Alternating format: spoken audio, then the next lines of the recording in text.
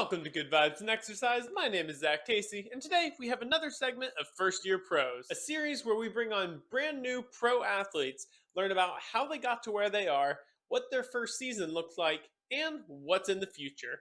Our guest today is going to be Gunnar Eichler, so with all that, let's jump into it. Gunnar, we got you. Sweet. Well, here we go. We got Gunnar, my friend, my competition, our brand new pro athlete. Why don't you go ahead and briefly introduce yourself as we jump in here? Yeah. Gunnar, America's newest pro triathlete, I guess. I mean, it's been like 2 weeks since I got my card, so I know haven't done my first pro race yet, so I don't know if you can really call yourself a pro triathlete till you get that first race under your belt. But yeah, You got the card. You got the yeah. card, and that's what counts. Right. So according to USA Triathlon, I am, but I definitely want to get that first race under my belt. Yeah, good to be here, Zach. Yeah, it's awesome. Honestly, like I saw that post and I had to read through it one or two times. I was like, oh shit, like he got it. He finally got it. The boy did it. The He boy did did it. it. He It took him did long it. enough. Yeah. So for everyone else that's gonna be watching this, Gunnar and I both have been going for our pro cards for the last couple years. Both been through some trials and tribulations for sure. Yep. But in the last 2 weeks, or 2 weeks ago, Gunnar finally got his pro card. Do you want to go ahead and jump into that race? Which race was it? And sort of like how that went for you. Right. So I got mine via the USA Tri Pathway G, which is the two races within a year of each other, and both have over 300 participants and the USAT score of I think it's 106.2198 now, or however that is. So I had one from last summer, and I did my season opener. I think that race was about 3 weeks ago. It was April 1st. So I knew going into it that there was the potential that I get the score I needed, but I wasn't really focused on that. It was more like the season opener. I wanted to go just have fun, get a good time, get a good feel. So yeah, finished, and I knew from previous years' results that I probably had the time and I needed to get that score. So I actually went home and did the math myself to calculate it out, because I knew that USA Triathlon takes about 4 to 6 weeks to Oh publish my that stuff. gosh. And so the nerd I am, I spent a couple hours and calculated all the scores for the race, and actually sent that to them because I wanted to see if I could get my pro card in time to register for 70.3 Gulf Coast, which is coming up here in 2 weeks. So I didn't think that they would take my math. I assumed that they would just say, hey, let's wait for USA Triathlon to get it all done, but they did take my word for it, my math, and I got lucky there. So I guess it's one of those things, if you don't ask, you'll never find out. So Yeah, yeah, that's actually pretty definitely worth surprising. doing that. And you're sure you said Yeah, it was no, on I April 1st, right? This isn't like mhm. a April Fool's joke. You did actually get your Oh, card. yep, That yeah. would have been So pretty brutal if they're like, yeah, April Fool's, just kidding. You didn't yeah, actually get it. Sorry. right. It took them about a week to actually respond to it, and it was weird because they never, I was expecting to get an email, and I hadn't heard anything back in a few days, so I just logged on to the USAT site, and there it was on the site, elite, so sweet. That's awesome. And then from there, I got all the paperwork done to sign up for 70.3 Gulf Coast. So Heck yeah. That's good fun. stuff. I'm Honestly, it doesn't excited. surprise me one bit that you went Go home and mix it did with the all the big boys. math. I think that's freaking awesome. Yeah, I I like my numbers. I like an Excel sheet. So Oh, what's I'm new? I'm well aware. I remember when we were working together, freaking the time that you would put into being like, all right, these you had like every race planned out for every race that could happen. You had all the details, all the places, all the times. Like you knew exactly what it would take in pretty much any race to go for to get the pro status. Which I was always Right. impressed about. Yeah, and I have had people actually kind of confront me on that more or less, and say maybe if you didn't spend the mental energy and the effort and the stress doing all of this and just go and race your best race, maybe, or you probably would do a lot better. Which I understand. Like I know in races, if I just go in with a casual mindset, I tend to do well. But I also know just my whole life, like even swimming as a young kid, like I would do the same thing. Mm-hmm. And I would like when I was young, I would like map out all of, like the possible splits and like, okay, if I go out 100 free and a 26, then what am I going to close in versus if I go out at 27, like all of this kind of stuff. And like, I would just like get down the stroke length and the tempos and all of that kind of stuff. And so I've always just kind of been a data driven person. And like, it's also, it helps me visualize a race when I do that. And I'm sure, a lot of us like to, kind of visualize the race and how that goes. And so, you know, I like to open up Google Maps and click through the course, spend like a couple of hours doing that, kind of get an idea like, okay, this is where the hills are and all that kind of stuff. And so, you know, there are times where that does, I notice like, okay, I'm too into it. I'm Mm-hmm. actually like getting a little stressed about it. And that's when it's like, you have to be self-aware enough to like, okay, back up and realize that you're doing it to help yourself, not to stress yourself out. Right. Right. And so that's just kind of, it's always been a part of how I prepare for big races, across all sports, even team sports. Like, if you look at any, good sport at a high level, they study film, they, know what they need to do. They have a game plan. So I think for me, it's kind of that. Um, and it works for me, and I understand if it does or doesn't work for other people. So Yep. I think, it so far it's been all right. I think now that I'm in, the pro field, it's kind of like actually a bit of a relief because nobody cares about how I do, right? I mean, not Right. that people cared before, but now it's like, there's no expectation. I don't have expectations of myself to finish anywhere, right? So I could, Get a little bit finish in more. the money. Yeah. I could finish last, and it's like, who cares, right? Because so yeah, it'll be a different dynamic now because it just doesn't matter. I'm going to go learn and kind of experience it for the first year here, and yeah, that's it. But no, that kind of in-depth analysis, if you will, has always just kind of been part of who I am. So, you know, Right. And every athlete has their own, pre-race rituals, whatever they be. I mean, right, whether it's looking, you know, breaking down every mile of a race or totally ignoring a race. I don't think many people do that, but I've there are definitely had a some, race. there are some.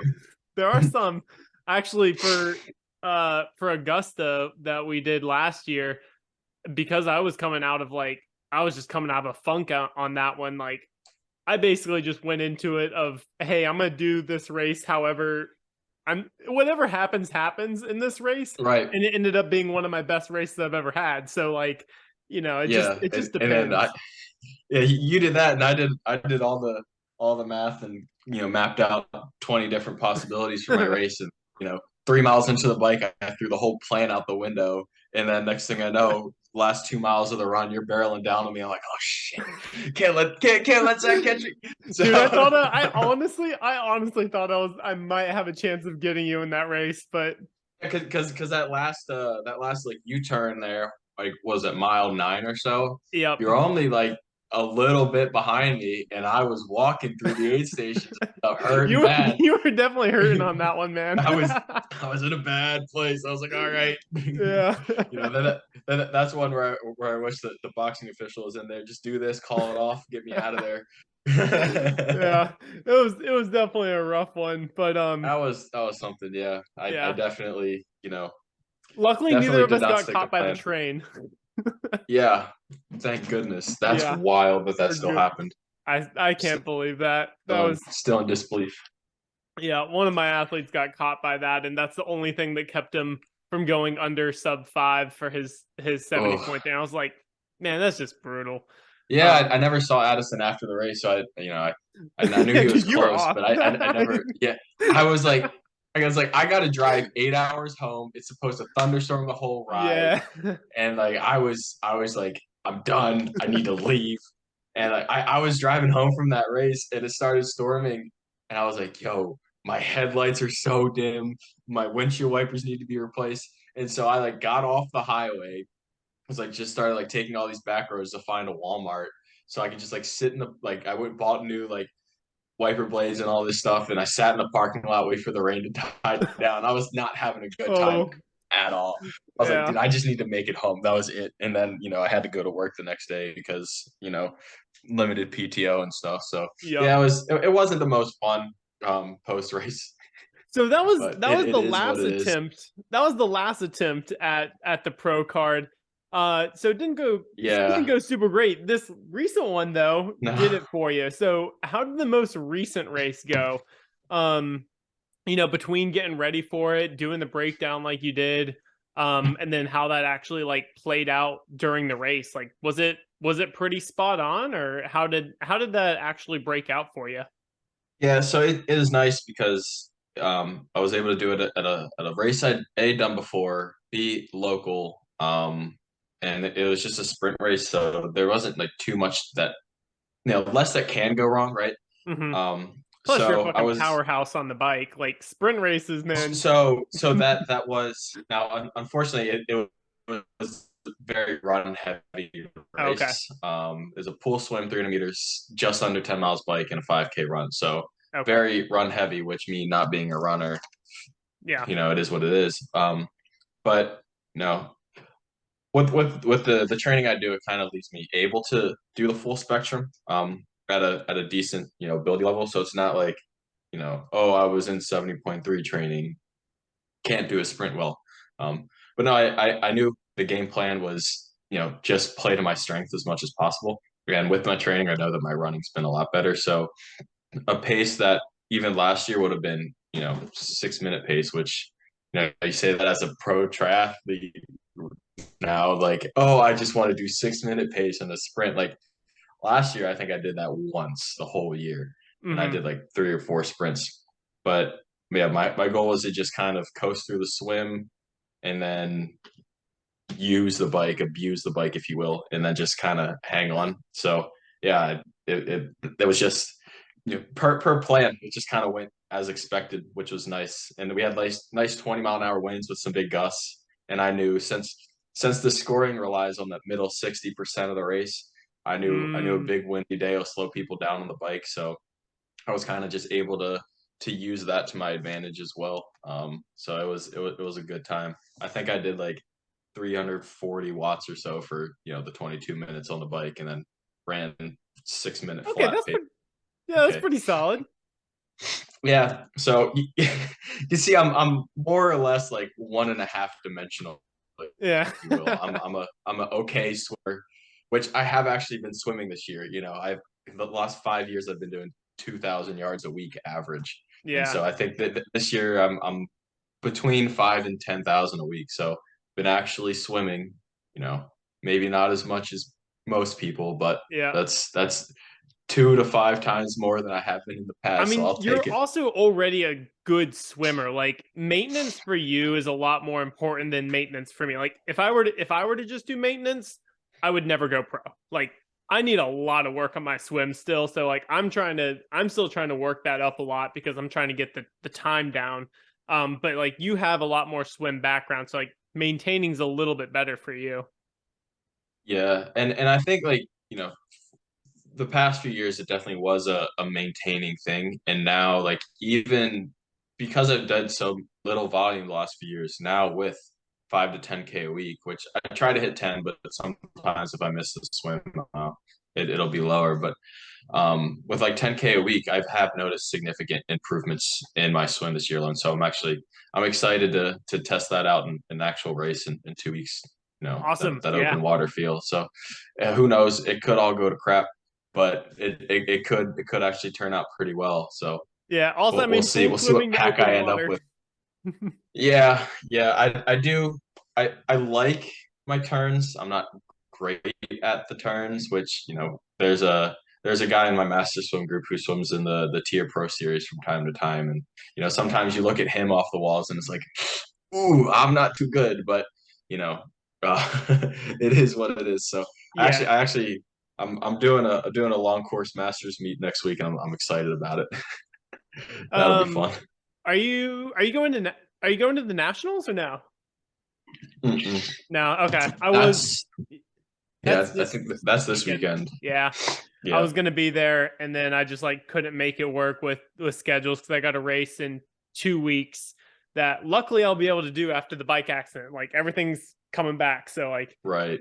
luckily we'll be Yeah. able to get that race in. But yeah, so with the race that you just did, that was in combination again with the way that you got your pro card was Right. through this kind of special scoring. And for everyone that's listening, there's like 6 or 7 different, I think it's like 6 different ways that you can actually get your pro card.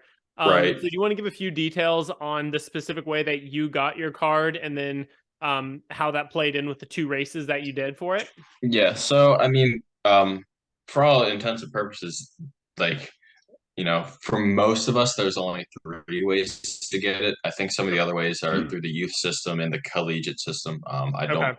really know the details on those, but the big ones are draft legal races, finish top 10%. So like if there's with up to 3 people. So if there's Yeah. 10 people at the draft legal race, the winner gets the card.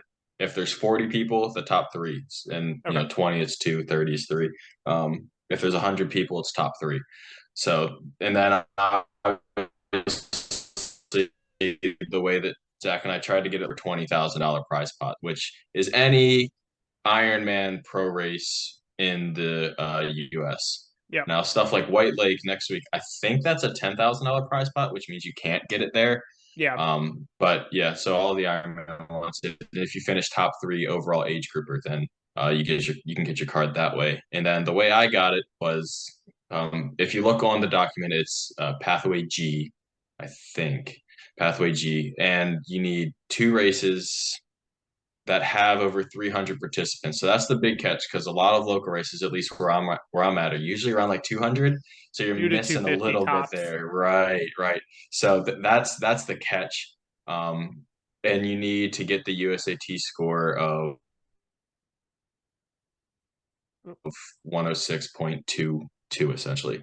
And on there, you can go to the USAT rankings site, and there's a link to like how the scoring is done.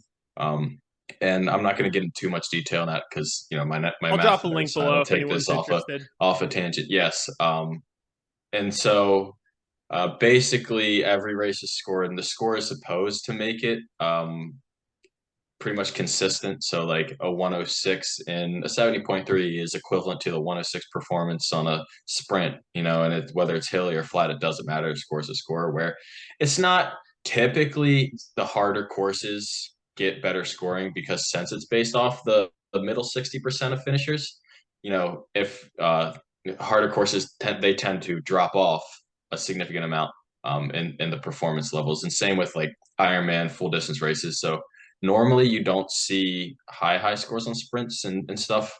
And you can tell, especially if you look back the last couple of years, like the Kona results and the 70.3s at St. George, those scores are incredibly high compared to like a faster course, say Augusta or Eagleman in Maryland and Gulf Coast. So it's not perfect, but I would say nobody's come up with something better. So Right. it does the trick. But yeah, that's the way I got it. I had an Olympic last summer, where I got the like a 107, and then this past race where I was in the 108s.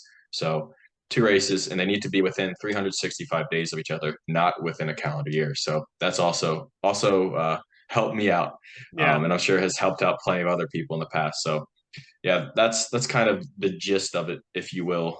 Okay. So it sounds like I just need to do some more local races then. Yeah, we gotta. That's the thing. Like, do them, but you gotta find the ones that have a lot of Yeah, I people gotta show find the up. right That's ones. I don't know. I don't know. For me, I think the top 3, amateur field, and for the Ironman and above races, like for me, that's always been like kind of the goal, is like once I hit that, right. that for me, that's like a signal that I know I'm in the right spot, where I'm like, okay, if I'm consecutively in here, and like, I've been in the top 10 for many of the races that I've done. But with injuries and whatnot, I keep going like up and then back down, then up and then Yeah. back down. Like, dude, I have I finally feel, well, except for the bike wreck last week, I finally feel like I'm maybe getting back into a steady spot. We'll see. Right. Yeah. And I've tried that route a couple times, and it's actually been confusing because like the clash races, they have a huge prize pot, it's a huge pro field, but I've heard um both that you can get your card there and that you can't. So I personally don't know. I know Zach, you asked I think the race director last year for Daytona.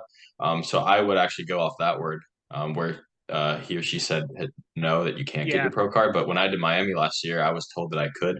So Oh, I okay. don't know. But I think I would not be surprised if no was the answer, because the pros don't race on the same course It's a at the same separate time race. as the age groupers. Right. So Yep. technically it's a separate race, even though it's the same name. I don't know. But yeah, I think definitely going the route that Zach did, asking the race director outright would clear that up for sure. So Yep. Yeah, so as of now it's not, but hopefully one day it it will, because I do like the clash yeah, events. I think that but they you have a never know, cool things could concept. change. Yeah.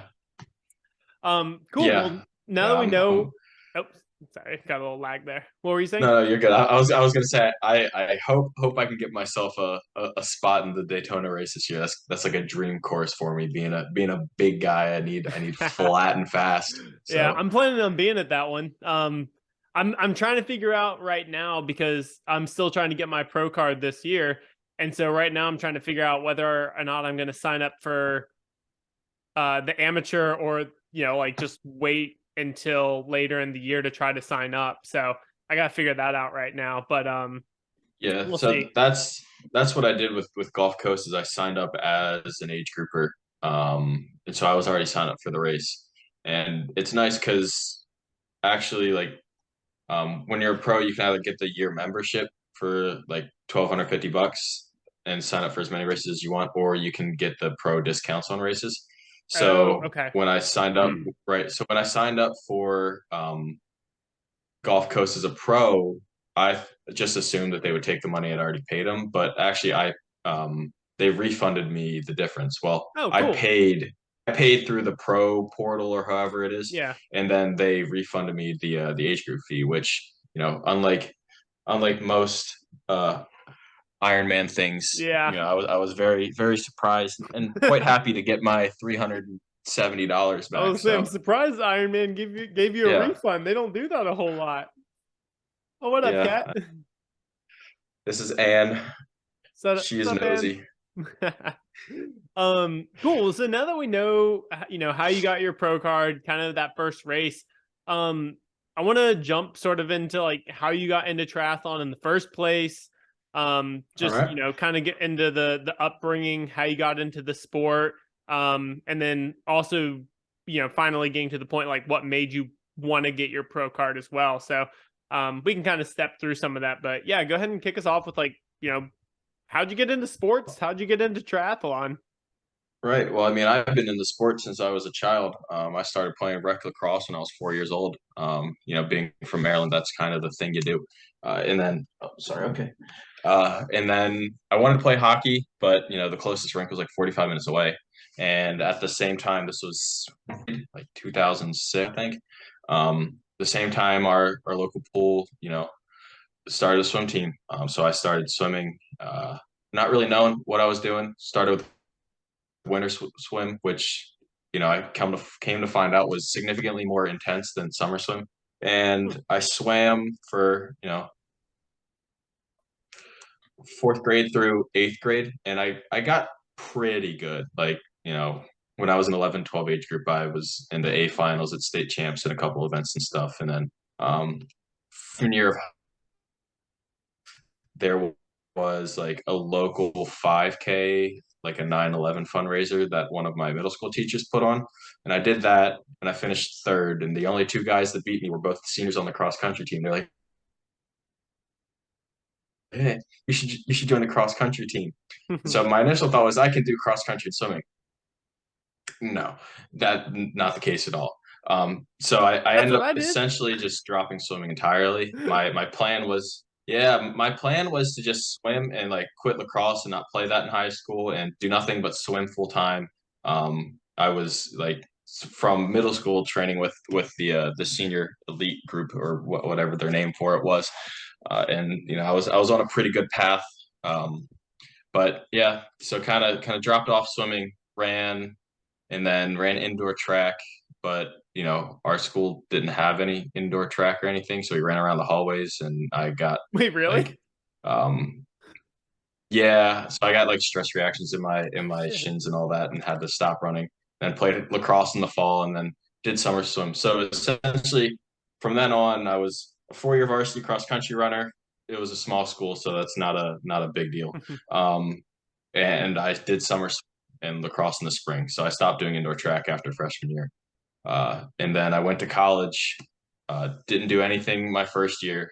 Well, I went to Virginia Military Institute, so I got hazed a little bit. We had fun. And then sophomore year, I was like, all right, I got to do something athletic. So I talked to the lacrosse coach before at VMI about walking on tryouts for lacrosse, and then I talked to the track coach and I talked to the swim coach. But pretty much the swim coach was the only one who seemed excited about the idea of a walk on. So I ended up swimming sophomore year, and then like a month and a half into swimming, I tore my shoulder. So that was that. And then I came back. Hey, can you two knock it off? I'm trying to talk here. Sorry, I have 2 cats, and they like to play at inconvenient times. But yeah, and then so junior year, we got a new coach, and the team became much more serious. Which, as a Division I team, which I use that term lightly because I was by no means at a Division I swim level.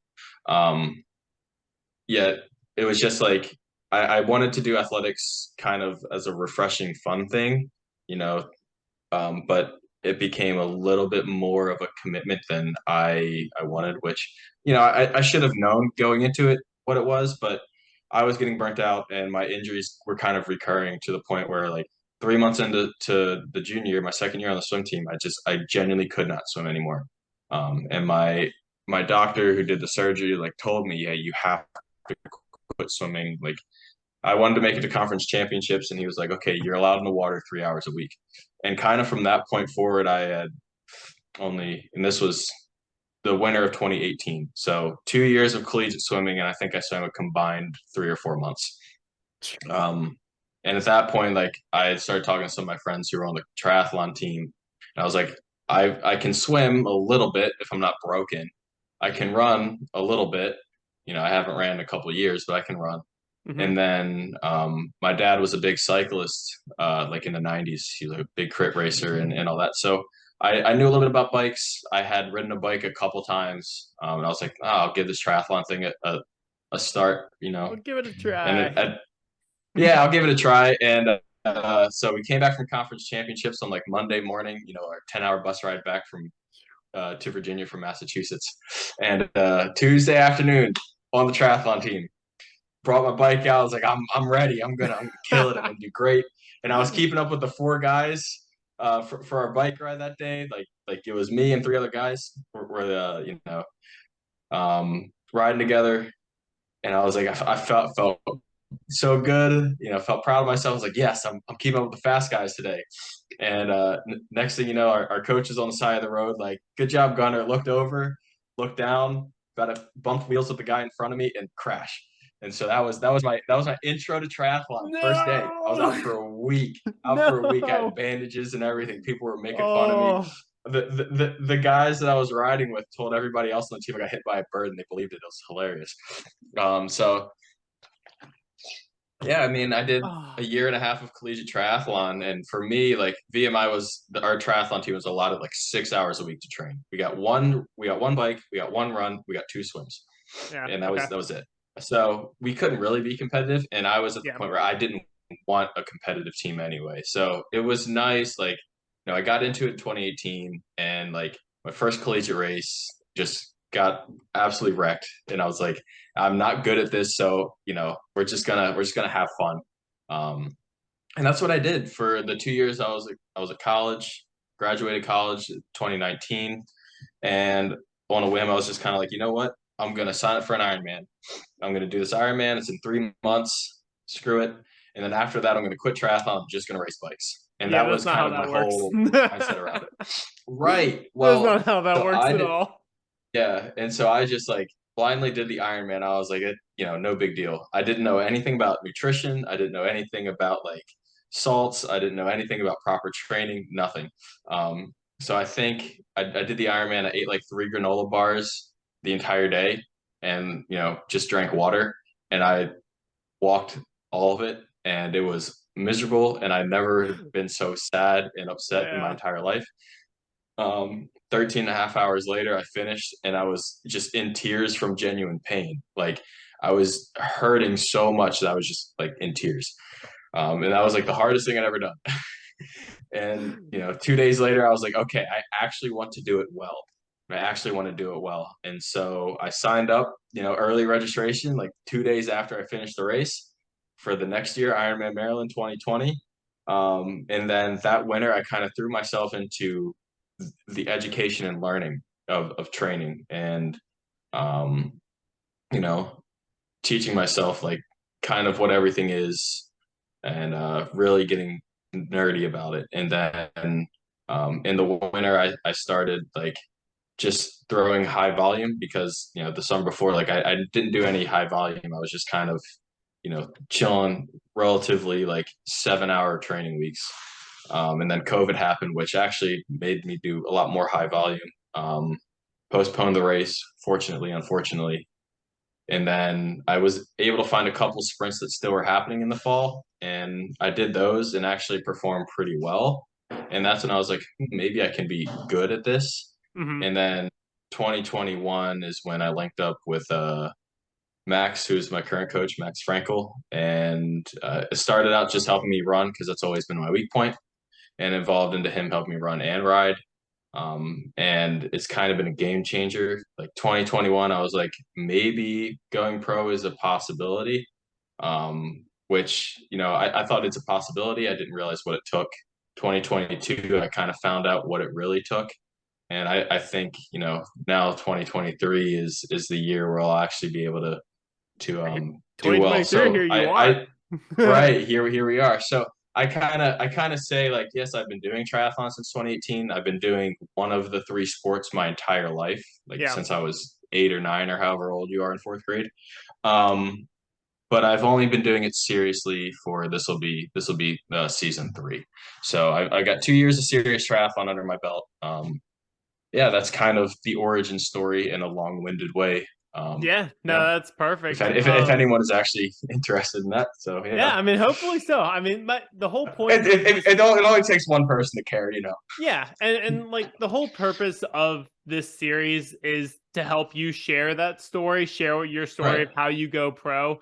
Of course, I hope that people enjoy this and like it, and as I Yeah. grow it, I will hopefully learn how to be more engaging with this so you can share the stories effectively. But I mean, we were on the same Right. team for a while. We worked together. For anyone that didn't know, Yeah. Gunnar did my swim coaching for most of last year.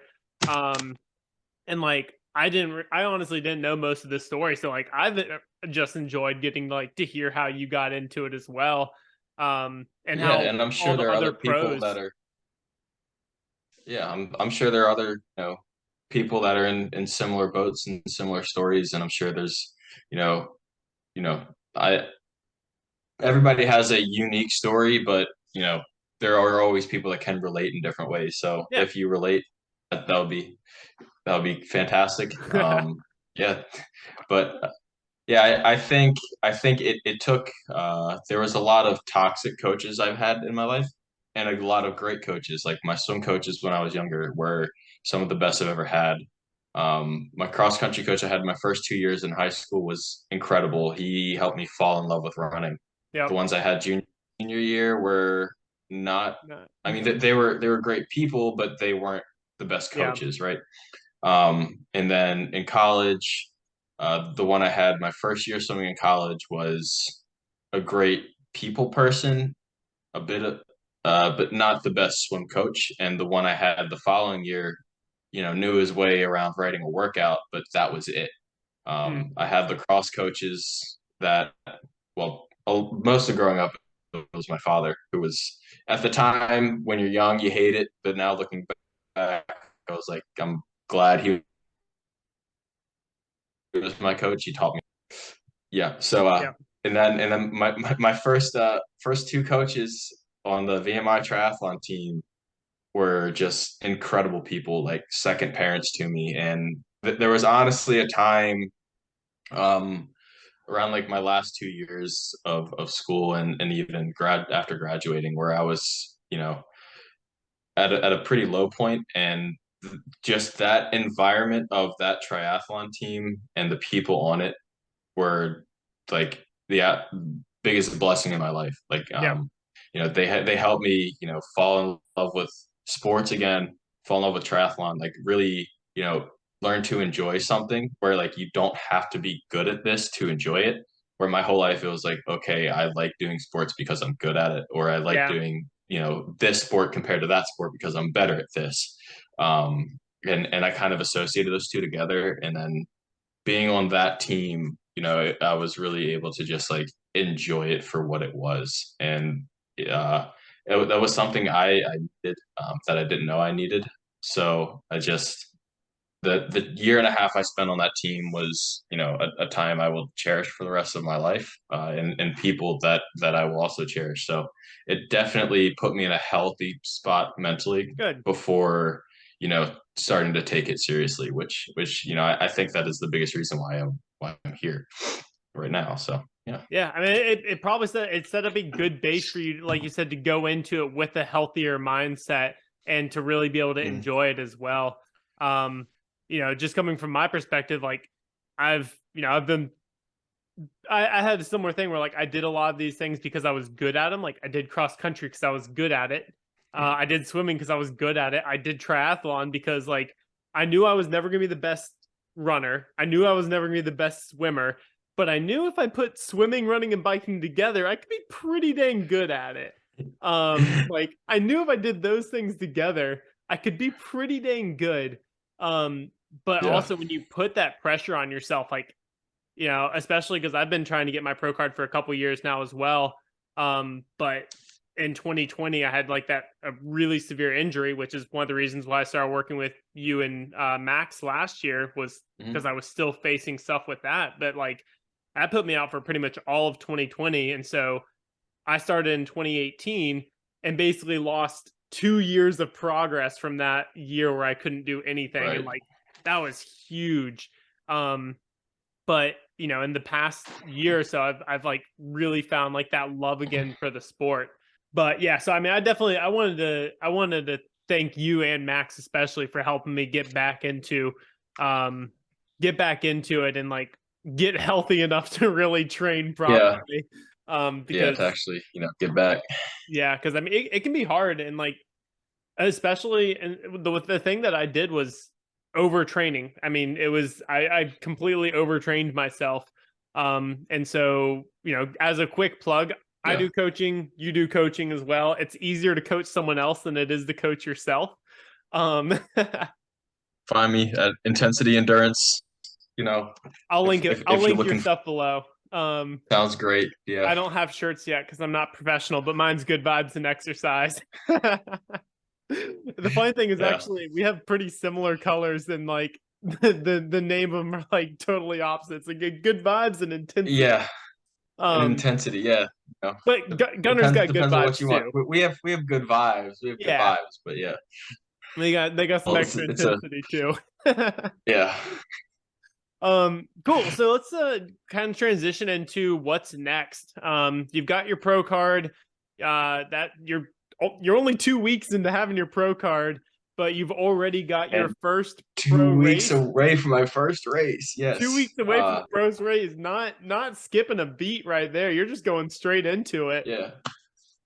What's next is hey, somebody please give me a bike. Yeah, because riding a twelve hundred Same. dollar frame is not great. This frame about to fall apart. So Yeah. yeah, it is what it is. But Yeah. yeah, basically it's just gonna be a lot of learning this year. I'm excited. No expectations, just go have fun.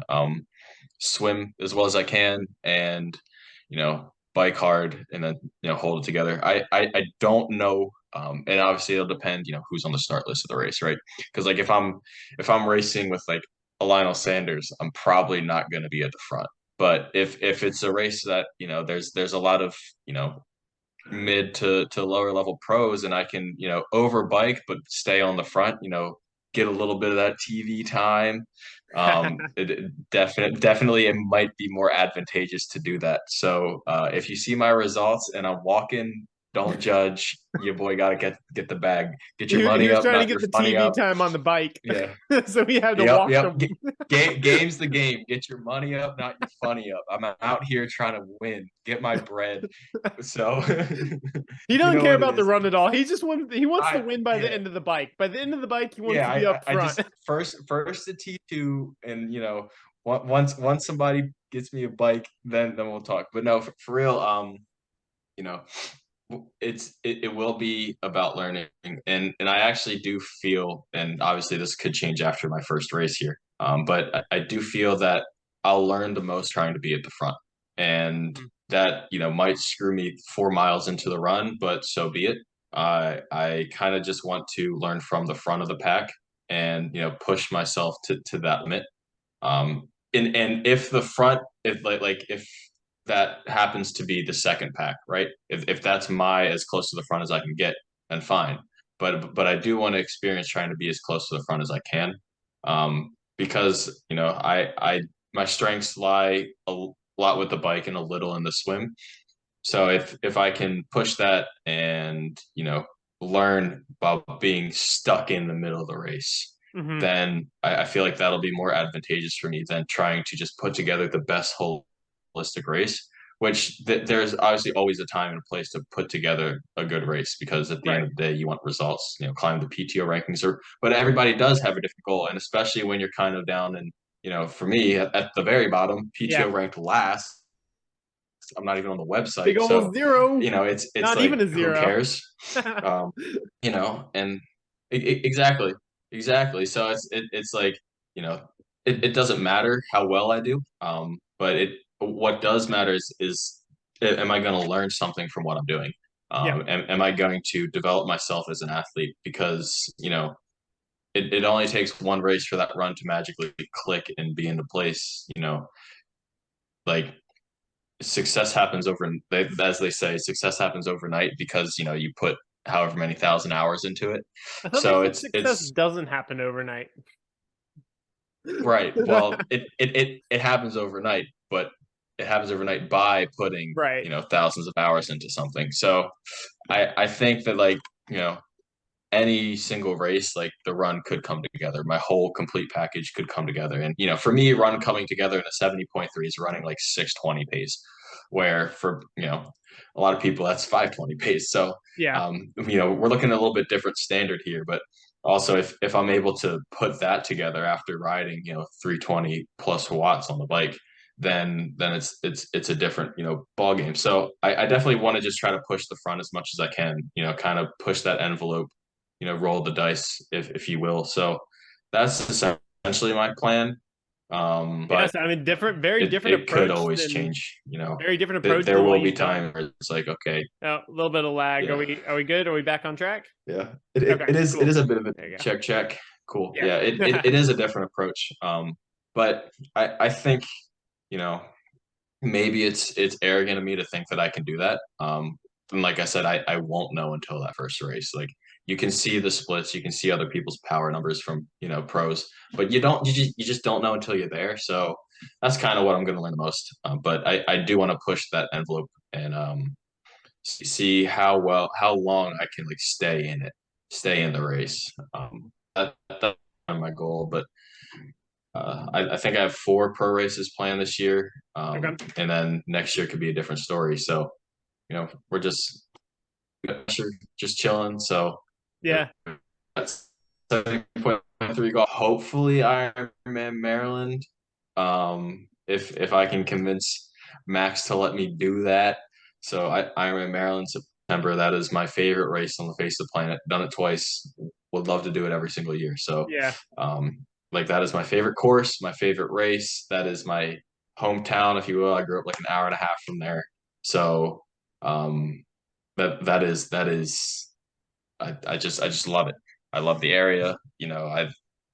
It's it is what it is. Yeah. It's my favorite distance, even though I've never done it well. So yeah, I really am excited to do that, and then hopefully I can get into Clash Daytona at the end.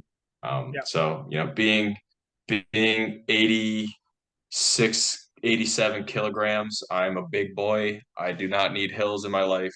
The watt to kg is ugly, but the pure watts are decent. So I think Gulf Coast has one that's a bridge, and I'm excited because it's flat essentially. So yeah, that's the game plan. Stay flat Find the flat races. and push watts. Find the flat races. Yep. Engage the powerhouse Yep. and just hold on for the run. Yeah, no, honestly, I think that's great, and I think that's a really great mentality to have going into your first season, especially. And it's interesting because that's kind of a similar mentality that I've talked with some of the other first year pros on this series. Is that the ones that I've talked to before their first season are like, "Yep, now that I'm a pro, like throwing all expectations out, it's a different ball game, like totally different." And then the ones I've talked with for the end of their seasons have actually said that, racing up in the pro field is different because being a part of that first pack, being a part of that second pack, it does actually make a difference. And so one thing I'm excited about is that because your race is so close, we're going to have you back on here after the race to see how it goes. So you can give us, give us some first After I hand. get that reality check, that little slap in the face, that ooh, take that first jab in the opening round. That's what we're doing. I'm excited about it. Pop me Yeah. right on the forehead, throw me back a step, wake you up real quick, real quick. So yeah, I'm actually looking forward to it. Yeah. I'm looking It'll be forward to following good you to kind of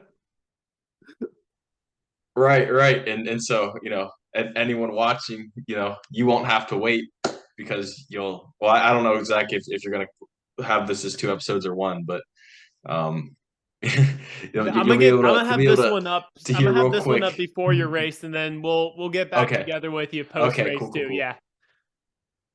Yep, for sure. Okay, that works. But yeah, it'll be sweet to see if my demeanor changes after that one. Be like, oh no, I'm scared now. Yeah. Because I I'll have know, to find a good clip from this one. yeah, Woo.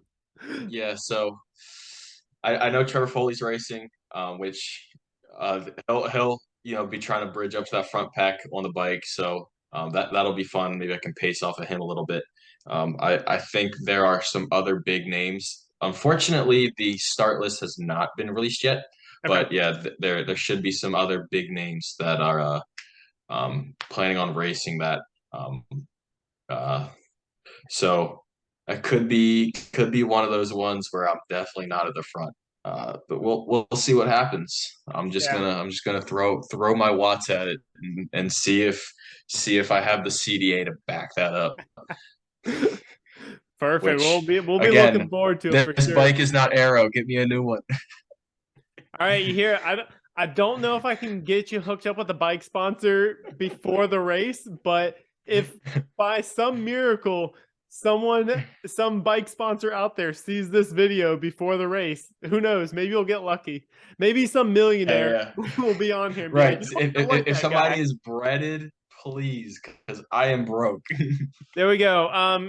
Gunnar's looking for any sugar daddies out there or sugar mamas that are willing to get him a new bike. Hey, yeah, that's bottom line. Yeah. I mean, I get it. I'm I, so sick of my bike. yeah, I'm so tired. I have it. yeah, I have a right over there. I'm so freaking yeah, tired of that bike, dude. It's not great. yeah. But I've been lucky. I've been lucky enough the past year to be working with Alevo and their beautiful wheels. Might see them on the bikes of Jason West and Tamara Jewett and Andre Lopez and whatnot. So I have been lucky enough to be working with them, getting wheels from them, and they are great. But my frame is noticeably weak. Still So looking for the we'll frame see what happens. sponsor. Yeah. Yeah. Well, hey, maybe you'll get lucky. Maybe Yeah. someone maybe will find this video. It's not Look, super likely. I'm warning you. It's not super likely. I'm but- not holding my breath. I'm not. It's more of a pipe dream, because I know Yeah. like Sam Laidlow didn't have one until after, I think it was Dallas or Canada last year. One of Mhm. those races, Collins Cup. So, if it took him that long to get a bike sponsor, obviously it is a jest. So I don't want anyone thinking I'm arrogant enough to think that I'm going to get a bike sponsor this year. Okay. Hey, sometimes you get lucky. Sometimes you get Look, lucky. yeah, exactly. You never know. And like I said, if you don't ask, you don't find out. So, Exactly. Perfect. There you go. See, if you but don't yeah, ask, you won't find out. again, I have zero expectations. So Yeah. no, I'm not anticipating that in the slightest. Just gonna have fun. Awesome. I My, love it. Well, yeah, yep, we'll definitely make sure to circle back around to you, post race in just a couple weeks here. But, perfect. outside of that, do you have anything else that you want to share with anybody? If you want to put a plug in for your coaching, you're more than welcome to. Any other stories or anything else that you just, anything that was important to you in your triathlon experience, that you'd like to share? Yeah. Yeah. So coaching, I run intensity endurance, and my coach, Zach's old coach, Max Frankel, he runs North Bank Endurance. And we kind of work in conjunction, where anyone on the elite path, kind of like if you're a sub 420, 70.3 person, or, sub 240 marathoner, or are aiming in that direction, pro card, if you're a really good athlete, you'll work with Max. And if you want to just go do a race, you can work with me. We have fun. Or me. It's really yeah. Zach does his thing as well, so I'm sure if you're watching this, you know that. So yeah, that's that. Otherwise, I mean, I don't have much. I go to work, and I come home and train and go to sleep. So yeah, it's a good time. But yeah, I mean, if anybody wants to know any more about my story, interested, like Zach said, he'll link everything. You can find me on Instagram. I'm pretty sure I'm the only Gunnar Eichler, Gunnar with an A on there. I don't know. I could be wrong. I haven't We've got searched. some decently unique. So yeah, Yeah. yeah, it's unique enough. I mean, there might be one or two others, but I wouldn't hold my breath. Once you go pro, there's gonna be a ton of copycats, though. Oh yeah, I'm already trying to get all these Yeah, all those accounts spammers reported. off. Yeah. And I can attest Gunnar is a great coach. So I will put that plug in there for you. And again, I'll have all Yeah. your stuff linked down below. Yeah. You did bring up one thing that I would love to touch on just for a minute that I Mhm. don't think we got to. When it comes down to training, how many hours are you putting in now? And do you see any change in that like soon? Or like with going pro, do you see any change in that training? Right now, I train usually 10 to 12 hours a week, and that typically includes like all my, off the like bike stuff. So like all the stretching and strength work and stuff. So 10 to 12 hours a week, which is very light for an elite athlete. But that kind of falls into the training philosophy that I have with Max, and one that I carry myself, of everything done right is better than a lot done wrong. So it's very meticulously planned, very thought out. But yeah, I don't really anticipate that increasing too much. I know my bike volume right now is pretty low. Like I'm riding 4 to 6 hours a week. Mm-hmm.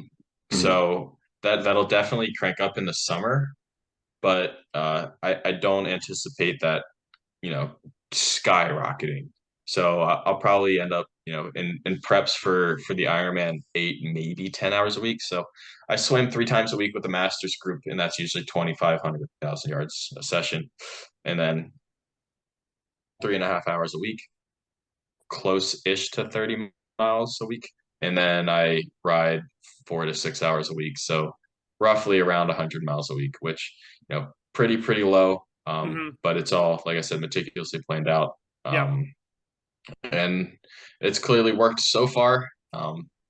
Consistency is been the key, but we will see if the volume is good when we're about 3 hours into race day in 2 weeks. So Yeah.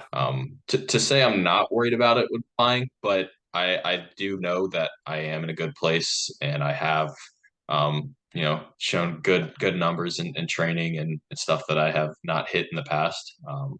So we should be just all right. Awesome. Cool. Well, again, it's been awesome having you on here. Wishing you the Yeah, very man. best for your upcoming first pro race, Gunner's pro debut. Let's go. Yes, sir. Yeah, man. I appreciate you having me. It's good to catch up for sure. Awesome. Well, again, good luck, and I'll be following you for the race. I'll have all your stuff linked down below if anyone else wants to find you.